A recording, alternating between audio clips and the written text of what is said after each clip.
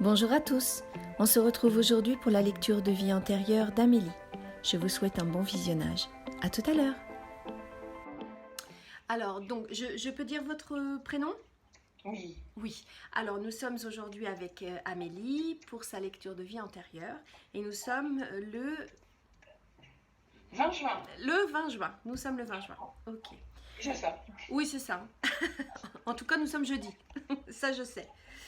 Alors, Amélie, pour votre première vie antérieure, j'en ai deux pour vous.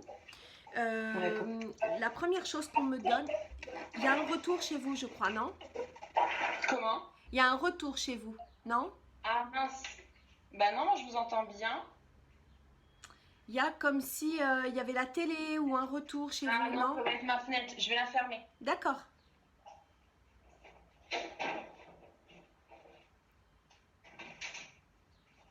Est-ce que c'est mieux? Je crois que c'est beaucoup mieux, oui, effectivement. Voilà. Bon, alors on peut commencer. Donc ce que je vois, la première chose qu'on me donne, c'est un papillon bleu. D'accord. Et on me donne la signification, enfin le symbole de la métamorphose et de la liberté. Ok. Voilà. Et tout de suite derrière, je vois des chaînes. Oui. Des chaînes. Des chaînes. Vous m'entendez bien? Non, pas trop. C'est bizarre parce que moi j'ai mon son qui est à fond. En fait, ça coupe. C'est ça, je crois que la connexion est pas très... Il y a un petit peu de pollution. Est-ce que vous avez possibilité de me rappeler sur mon téléphone? Enfin, là, je suis sur la tablette, je vais essayer sur le portable. D'accord, ok, ça marche, je vous rappelle de suite. Merci.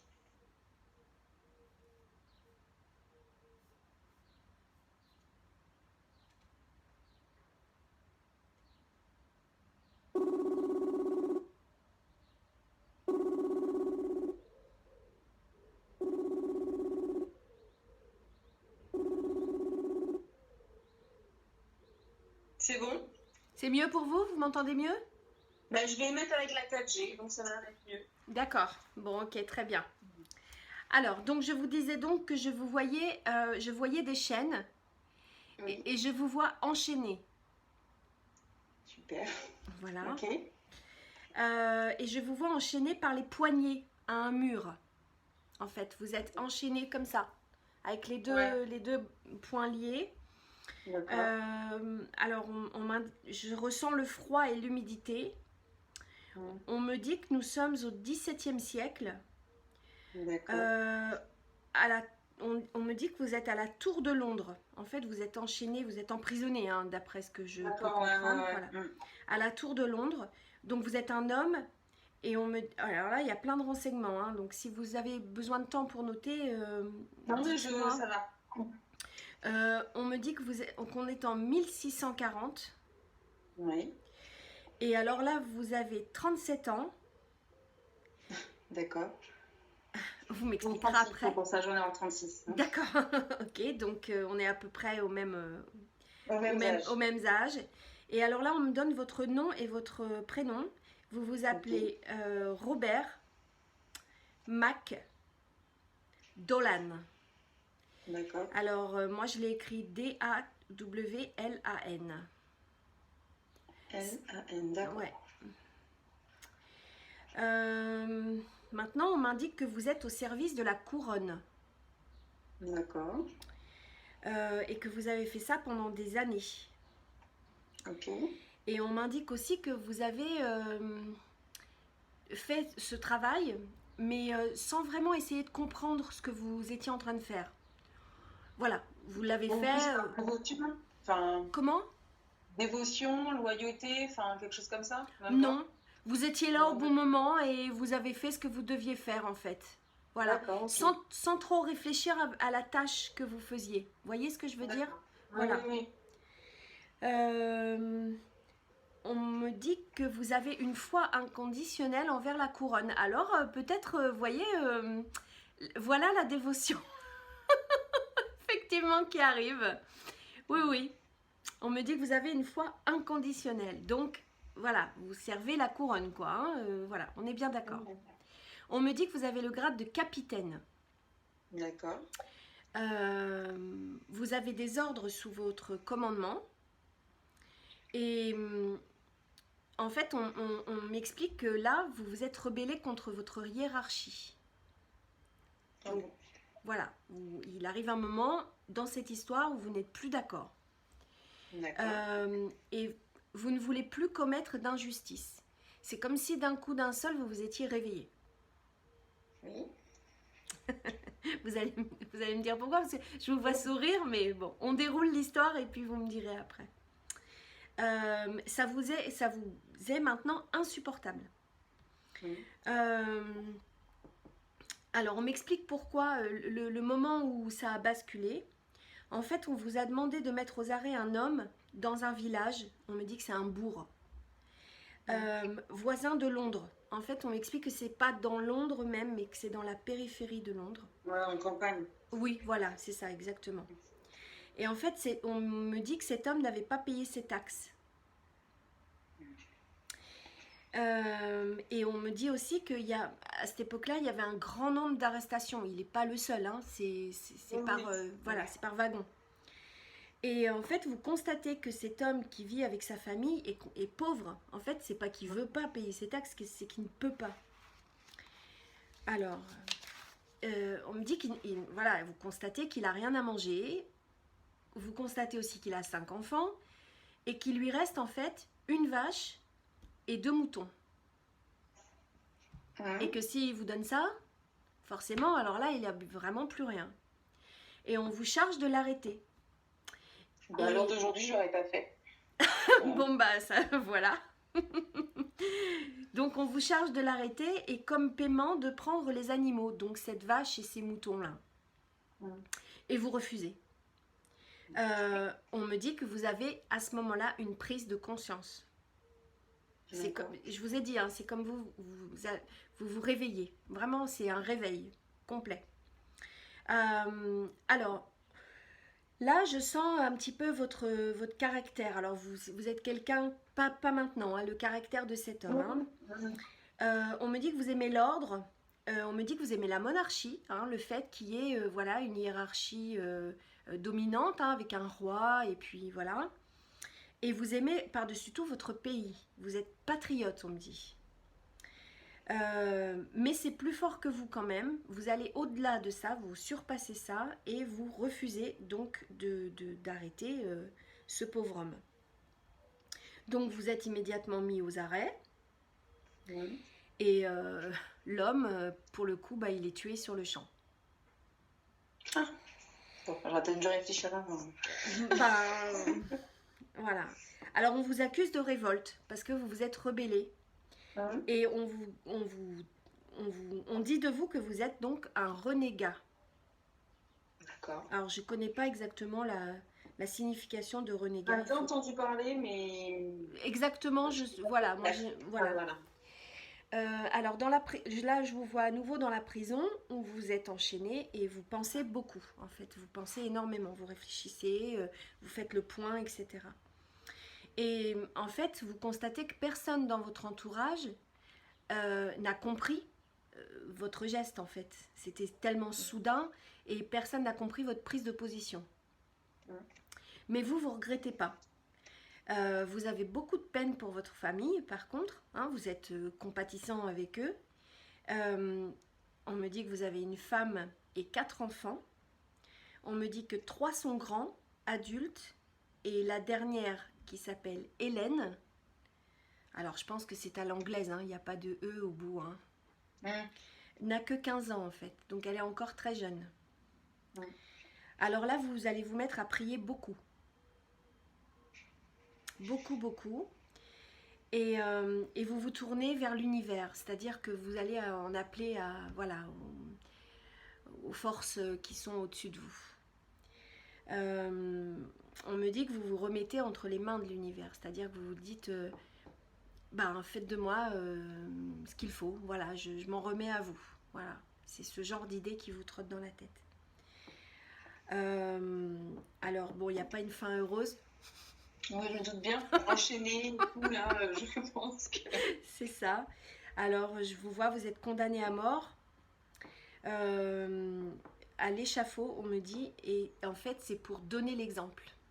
Tout le monde a conscience que vous ne méritez pas ce châtiment, mais on veut faire de vous, voilà, on veut faire de vous un exemple, et du coup, vous mourrez de cette façon-là. D'accord, c'est sympa. Voilà, mais je sens un temps, entre le fait que vous soyez condamné et le fait que vous soyez exécuté. Je sens un certain temps, en fait, je ne sais pas si ça a de l'importance, mais on me le donne là maintenant. J'ai beaucoup réfléchi pendant ce temps-là, qu'il y a eu beaucoup de réflexion. Exactement. J'ai l'impression que vous avez bien fait le point, en fait. Et je pense que c'est aussi ça, la métamorphose dont on va parler au tout début. D'accord. Parce que le lien de la métamorphose, c'était avec cette vie-là. Oui. Ah oui, ça c'est sûr. Okay. Oui, oui. Après, ça a peut-être une répercussion sur votre vie actuelle, mais en tout cas, voilà, cette métamorphose, pour moi, elle a du sens ici. C'est-à-dire que vous étiez dans une certaine forme de pensée, un certain schéma, et que du coup, avec cette expérience-là, ça vous a fait basculer sur autre chose. D'accord, ok. D'accord ? Ok. Alors, le lien avec la vie d'aujourd'hui, c'est que je suis quelqu'un de très loyal. D'accord. Je suis dedans un petit peu, comment dire, je suis les gens, c'est-à-dire qu'on me demande de faire ça, je vais le faire, on me demande de, voilà. D'accord. C'est pour ça que j'ai une foi inconditionnelle aux personnes. Oui. Par contre, je ne supporte pas l'injustice. J'aurais tendance à me rebeller si quelque chose me déplaît. D'accord. Après, quand vous parliez qu'il a prié, qu'il s'est remis à l'univers, c'est ce que je fais actuellement. D'accord. Donc il y a beaucoup de choses qui sont en lien et qui correspondent un petit peu. Alors après, dans le caractère, l'ordre, c'est pas trop, mais j'aime bien quand les choses sont changées de droite. Voilà, c'est ça. Un peu plus patriote, monarchie, tout ça, je pense que c'est de l'époque. Oui. Mais je suis pas très politique, de toute façon. D'accord. Ouais. Mais voilà, il y a le côté très loyal, inconditionnel pour les gens, une foi inconditionnelle, et le côté injuste que j'apprécie pas et qui m'est insupportable. D'accord. Et le fait de beaucoup réfléchir. D'accord. De beaucoup me mettre en question et de beaucoup me dire, bon, de toute façon, c'est déjà fait, donc il n'y aura que l'univers qui pourra me donner. Oui. Donc beaucoup de concordance quand même avec votre caractère d'aujourd'hui. La façon peut-être de penser. Oui. Donc, bon, c'est des choses qui vous sont livrées pour que vous les travailliez. Ça, c'est évident. Hein. Voilà. Oui. Pour lever des voiles, voilà, sur des choses peut-être pas encore tout à fait maîtrisées de votre caractère. Mais en fait, beaucoup de concordance tout du moins, en tout cas. Voilà. Alors, pour la deuxième vie, on change complètement de décor. En fait, nous sommes à New York. Et on me donne une date en 1920. D'accord. C'est curieux parce que tout à l'heure c'était une année ronde aussi, non ?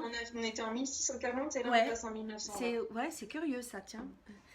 Là pour le coup vous êtes une femme. Et vous êtes, on me dit, d'un caractère très insouciant. Vous aimez les plaisirs de la vie. D'accord, ça y est, ça me revient la vie, ok. Vous avez 22 ans et vous vous appelez Estelle. D'accord. Et on me dit pourquoi Estelle parce que moi je l'écris, je ne sais pas s'il y a une orthographe américaine ou quoi, mais en tout cas, moi Estelle, on me l'a fait écrire E-S-T-E-2-L-E à la française. Ah oui, je l'ai écrit comme ça. Vous l'avez écrit comme ça aussi. On me dit que vous avez un papa français, en fait.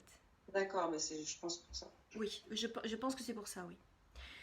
Vous êtes très coquette, voilà, de nature très coquette.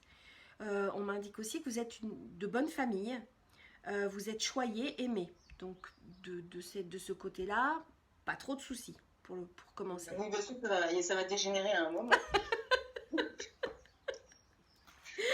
Ben, c'est curieux parce qu'avec moi, c'est vrai que ça dégénère tout le temps. Mais je pense une vie où on a eu des choses à régler. Bien sûr. Si je vous donne que des choses très faciles à vivre, bon, ça va vous faire plaisir. Mais au-delà de ça, moi, je suis là dans le soin. Donc, forcément, on cherche à décortiquer des choses un peu plus douloureuses. Alors, donc, vous êtes de bonne famille, vous êtes choyé, aimé, tout ça, à ce sujet, ça va. Et vous voulez faire du cinéma. Alors, on parlait de passer à l'écran tout à l'heure, juste en préambule de la...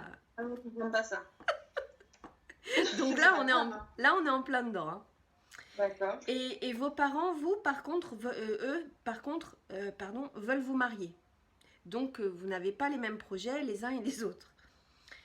Et vous voulez pas. Vous ne voulez pas vous marier, vous voulez vivre. On me dit souligné avec un grand trait, hein, c'est-à-dire vous voulez profiter de la vie. Voilà, pas besoin d'attache ou quoi ou qu'est-ce. On me dit que vous aimez être par-dessus tout indépendante. Pas avoir de compte à rendre. Tout à fait. On me dit d'ailleurs à ce sujet que vous adorez même conduire les voitures. C'est-à-dire que vous ne supportez pas devoir demander à l'un, à l'autre, emmène-moi ceci, ou peut-être un chauffeur, ou je ne sais quoi, à l'époque, comment ça se passait.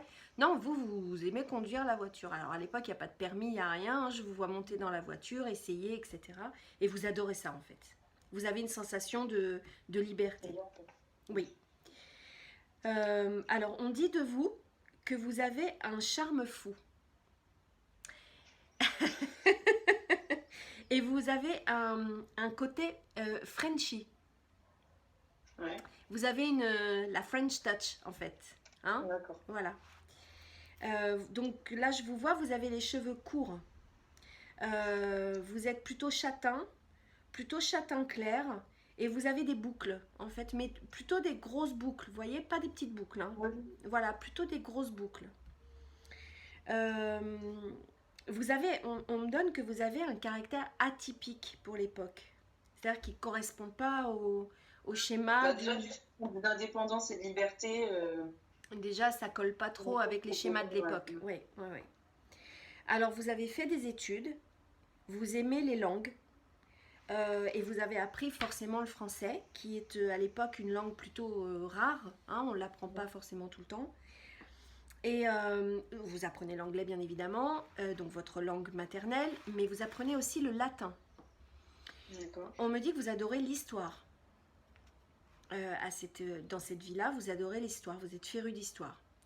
Et vous avez beaucoup d'inspiration et d'imagination aussi, vous êtes très créative. Donc vous avez un côté quand même très artistique. Hein. Oui.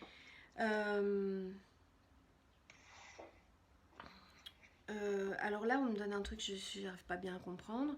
On me dit, avec les relations de votre entourage, votre famille, votre papa est un industriel, on me dit. Ah, il doit avoir, je pense, des contacts ou des choses comme ça, peut-être. Je pense. Oui, ben voilà, parce qu'on me dit, vous allez faire des rencontres propices pour faire du cinéma. Donc en fait, de son statut, voilà, c'est ça en fait que ça veut dire. De son statut à lui, pardon, vous allez faire les bonnes rencontres qui vont vous mettre sur les bons rails en fait. Donc vous allez tourner un film. On me dit un film ou deux. Donc je sais pas si c'est un. Je suis pas très sûre. Hein. Oui, c'est ça. Peut-être que le concours était nul, je sais pas. C'est ça. Mais on me dit en tout cas que ce sont des films muets. Ah oui, bah oui. Muet. Et qui sans succès, on me dit. Voilà, je vous avais dit. Donc du coup, bah, vous êtes déçu de ce métier. Ça vous intéresse plus. Voilà. Vous pensez qu'il est trop superficiel pour vous. Vous êtes quand même beaucoup plus profonde que ça à l'intérieur. Hein. Vous avez beaucoup plus de choses à donner en fait. Bon. On me dit que vous aimez les sensations fortes de la vie. Vous voulez vivre, vous voulez avoir de vraies expériences. En fait, vous avez cru que le cinéma allait vous remplir d'expériences, mais en fait, ce n'est que du leurre, le cinéma. Donc, du coup, ça ne vous remplit pas vraiment. Et alors là, vous tombez, par le biais de votre papa, à nouveau, vous tombez amoureuse folle d'un archéologue. Alors, on me dit que cet homme vous fascine. Il est plus âgé que vous. On me dit qu'il a dans la trentaine. D'accord. Et là, alors, pour le coup, pour vivre des expériences, vous allez en vivre parce que vous allez l'accompagner dans ses recherches. Donc lui, il voyage beaucoup, il se déplace pour... alors, je ne sais pas comment ça se passait à l'époque quand on était archéologue, mais je pense qu'on y allait avec... en montgolfière. Peut-être pas en montgolfière, mais on y allait avec sa petite pelle et puis... Il me venait à l'esprit. Alors peut-être qu'ils sont allés en montgolfière, hein, je ne sais pas, mais en tout cas, voilà, j'ai l'impression qu'on y allait un petit peu comme on pouvait, quoi, hein, avec sa petite pelle, son petit pinceau, etc. Et vous allez donc beaucoup voyager. Alors je vous vois en Égypte, parce qu'il fait des recherches en Égypte, mais je vous vois aussi aller en Colombie, on me dit. Et on me dit que en Colombie, il va faire des recherches, des découvertes, pardon, très intéressantes au niveau de la civilisation amérindienne. Alors vous allez vivre une super belle histoire d'amour en fait avec cet homme, puisque vous êtes ok avec cet homme, tout va bien au niveau sentimental. On m'indique que vous n'aurez pas une vie conventionnelle pour l'époque, au grand désespoir de vos parents. Vous déciderez d'un commun accord de ne pas avoir d'enfant. Vous n'avez pas d'enfant dans cette vie parce que vous voulez vivre pour vous-même. Alors on me dit que cet homme s'appelle Marc. Ok. Et on arrive quand même, on a passé un bon bout de vie, hein, et je le vois, lui, mourir de maladie. Ah oui, donc quand même... Oui. Alors, c'est pas un vieillard non plus, hein, mais peut-être 20-25 ans après, vous voyez, il y a une tranche de vie comme ça, on me montre sur une échelle entre 20 et 25 ans. Et vous l'accompagnez jusqu'au bout dans cette maladie-là, vous ne le lâchez pas. C'est-à-dire que vous avez ce côté, j'y suis, j'y reste, quoi, hein, je vais jusqu'au bout. Et en fait, vous allez écrire sur la dernière partie de votre vie. Ok. Vous allez écrire. Et je pense que ce sont des romans que vous allez écrire. Avec toutes les aventures qu'elle a écrites. C'est ça, exactement, c'est exactement ça. Je vois des romans, voilà, des choses, des aventures. Voilà, c'est le mot qu'on me donne, des aventures. Donc, il y a peut-être une trace. Je vous ai donné un nom de famille? Non, juste le prénom. On me donne le nom de famille Barclay. D'accord, je note. Comme la marque de voiture? Je sais pas. Bon, je note Barclay, je vais. Ah non, mon mari me souffle que la voiture c'est Bentley. Ah, Bentley, bah voilà. Je suis même nulle en voiture. Bah, et moi alors? Vous tracassez pas, hein? Non, c'est... Ça s'appelle Barclay, mais je sais plus ce que c'est. Non, c'est Barclay. Là, on me donne Barclay. B-A-R-C-L-A-Y pour moi. Ouais. Voilà, peut-être que vous allez retrouver quelques petites traces des écritures, puisque les films n'y comptaient pas, je pense pas qu'il y ait de traces. Par contre, effectivement, peut-être les romans, peut-être pourquoi pas. Ouais. Alors, est-ce que cette vie vous inspire des choses, Amélie? Dans le côté très indépendante, oui. Libre, plaisir de la vie. D'accord. Après, les langues, pas du tout. D'accord. Le côté artistique, pas du tout non plus. D'accord. Je me retrouve aussi, enfin quand même, j'ai pas eu d'histoire d'amour comme elle a eu aussi longue. Oui. Mais je me retrouve dans le fait que quand je suis dans une histoire, j'y suis à fond et jusqu'au bout. D'accord. Je me retrouve aussi beaucoup dans le caractère de cette femme, la personne, comme la vie d'avant. D'accord. Oui, un petit côté loyal finalement, encore. Oui, voilà, très fidèle et j'aime la vie. Après, je voyage pas tant que ça, mais c'est parce que la vie d'aujourd'hui fait que je peux pas. C'est clair. Mais et aussi quand vous disiez qu'elle était à la recherche d'expérience, je pense que je suis quelqu'un je réfléchis beaucoup et donc je m'intéresse à beaucoup de choses, même peut-être de trop. J'ai pas assez le temps pour tout. D'accord. Mais voilà. Donc c'est vraiment sur la personne, sur la personnalité. Oui. Où je me retrouve dans les deux vies. Oui. Oui. Plus que sur les faits, on va dire. C'est plus les traits de caractère qui vous interpellent que les faits en eux-mêmes, en fait. Oui, voilà. Hein? Parce que les voyages, j'ai pas beaucoup voyagé. Et puis alors les langues, je suis vraiment nulle en anglais et tout ça. Voilà. L'histoire, j'aime bien l'histoire, mais après, je suis pas fanatique. Non, pas féru d'histoire non plus. Oui, d'accord. Pas féru d'histoire, mais voilà, c'est vraiment plus sur les deux vies, c'est vraiment plus sur sur les traits de caractère. Oui. Le trait coquette, je le suis quand même. Oui. Donc oui, c'est vraiment sur le trait de caractère. Oui, oui. Oui, puis cette indépendance finalement à laquelle elle tient, puisque même quand elle est voilà. Et j'aime pas qu'on impose des choses. Ouais, c'est ça. Voilà. Donc le côté du mariage au départ, c'était le mariage, je suis pas mariée, mais parce que c'est la vie qui a fait que. Hein. Ouais. Voilà. Mais à l'heure d'aujourd'hui, c'est pas une finalité en soi. Oui, c'est ça. Ouais, voilà, c'est ça. Bon, ben, ça lève quelques voiles sur vos traits de caractère et puis aussi peut-être moi ce que j'attache de l'importance au premier mot souvent quand ça me vient. Je pense que vous êtes peut-être en plein éveil ou réveil, je ne sais pas, et que vous êtes en train de vous métamorphoser en fait. Oui, quand vous m'avez parlé du papillon bleu au début, j'ai déjà regardé vos vidéos. En général, vous ne commencez pas par ça. Non, jamais. Oui, et je me suis dit, c'est bizarre. Et vous avez utilisé le mot liberté derrière. Oui. Et j'ai dit, il ressort dans la deuxième vie, liberté. Oui. Et mais il ressort aussi il ressort aussi dans la première vie parce que finalement, les deux vies, c'est ça, parce que vous faites preuve de liberté de penser. En fait, dans les deux vies. Hein. Dans la deuxième vie, vous voulez vivre comme vous l'entendez, mais dans la première vie, vous avez une prise de conscience qui fait que finalement, vous acceptez de mourir pour la liberté de votre prise de conscience, de votre prise de position à ce moment-là. Hein. Donc, c'est une certaine forme de liberté finalement. Hein. Laissez-moi penser ce que je veux, tant pis s'il se passe quelque chose, mais au moins, je suis raccord avec ce que je pense. Donc, et je pense que vous êtes en pleine période comme ça. C'est de plus en plus, là depuis ces 2 dernières années, c'est vrai que c'est de plus en plus marqué où je m'affirme un peu plus. Avant, j'étais quelqu'un, comme je le disais, hein, on met ici, je fais, on met là, je fais. D'accord. Maintenant, j'essaye de plus exprimer ce que je ressens, ce que j'ai envie que les autres comprennent de moi. Et même à un moment, vous l'avez dit, quand elle a voulu arrêter le cinéma, vous avez dit, oui, c'était trop superficiel pour elle, elle a plus de choses en profondeur à prouver. C'est ça.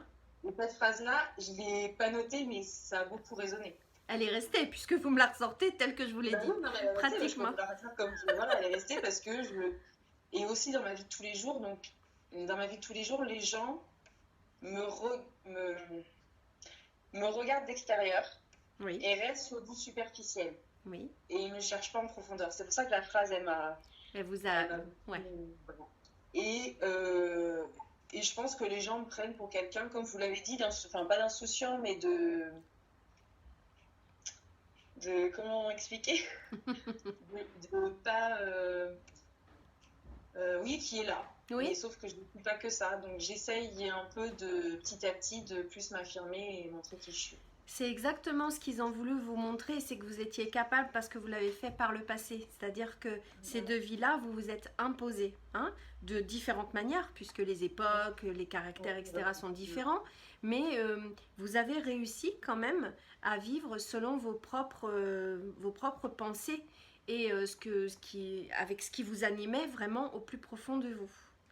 Oui, parce qu'au final, les deux vies, il n'y a pas eu de... Comment dire, il n'y a pas eu tant de regrets en fait quand je vois les deux vies. Non, du tout. Les deux vies se sont finies, mais oui. Il a été tué, mais en soi il a été tué, mais il était clair dans sa tête. Exactement. Et puis j'avais l'impression qu'il y avait quand même un sentiment de vie bien rempli. Voyez, c'est pas, on l'a pas fauché, en pleine vie où il a été arrêté en plein élan dans sa vie. Voyez, c'est pas ça, c'est que il avait fait ce qu'il avait à faire et au bout du chemin, il a dû prendre une position différente. Il l'a pris et il a assumé les conséquences. Et cette femme, en fait, du début, elle, par contre, elle s'impose comme ça. Hein? Même si elle change de cap après, parce que bon, elle s'essaie dans quelque chose qu'elle trouve finalement très superficiel et ça lui convient oui, pas. Je l'ai fait ça aussi. Hein. Voilà, on a le droit à faire des expériences, hein, voilà. Mais elle revient vite en fait à ses propres convictions et du coup, bah, elle a la chance dans son histoire de tomber sur un homme qui la remplit en fait, hein, parce que du coup, ils s'accordent très bien et ils vivent quelque chose de très beau. Ils sont en symbiose. Oui, en symbiose. Exactement. Ok. Donc voilà, Mélie. Bon, je vais arrêter la vidéo parce qu'elle courait tout le temps, toujours. On se retrouve très vite pour de nouvelles vidéos. En attendant, prenez soin de vous. À bientôt. Ciao, bye bye.